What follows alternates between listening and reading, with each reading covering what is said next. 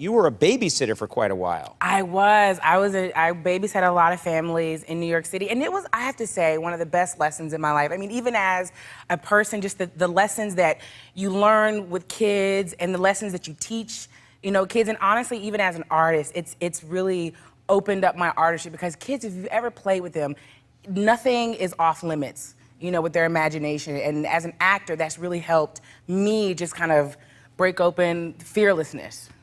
What I've found about kids is that they can be honest, sometimes brutally honest. They say things sometimes that go right through your chest. But I've had a lot of experience actually like that. I had this one kid.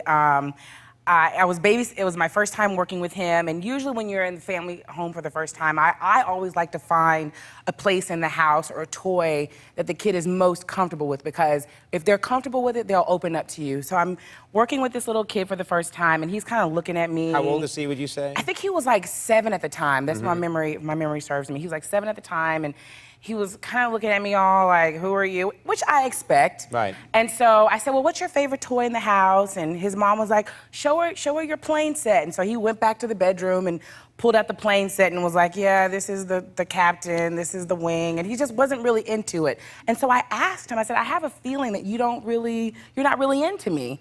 And he said, well, I don't think I'm gonna like you. And I said, you don't think you're gonna like me? Why not? I'm so likable. And he said, because you're brown. And it was one of those moments where I felt either I could, like, you know, strangle this kid, or, you know, and just like, oh, this is a racist family, and just like storm out of the house, or if this is a moment where I could teach. And so I chose the higher road, and I said, well, I asked him, I said, what's your favorite sport? And he told me kickball, and I said, well, imagine you were the new kid in school, and everyone was playing kickball, and everyone chose everyone else on the team, and no one chose you because you were the new kid. How would you feel? And he was like, bad, I guess. And I said, okay, well, that's how I feel, that you're judging me because of my color. So I said, do you think you can just take a moment and get to know me for who I am, and then make your judgment off of me from there? And he said, all right, I guess. And it ended up being one of the best relationships that I had with the kids that I babysat. Yeah, because every time he saw me, he was like, Adrienne! He'd like throw his football or his baseball at me because he wanted to play baseball in the house. So it was just like a moment where I said, I can either act in anger and hate, or teach in love. And so I chose to teach. Wow, all right.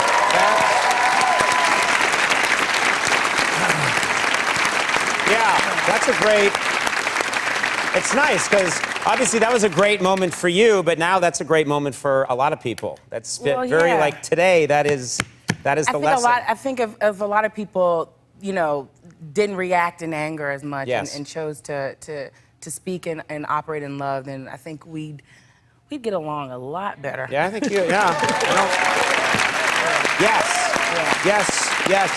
Yes.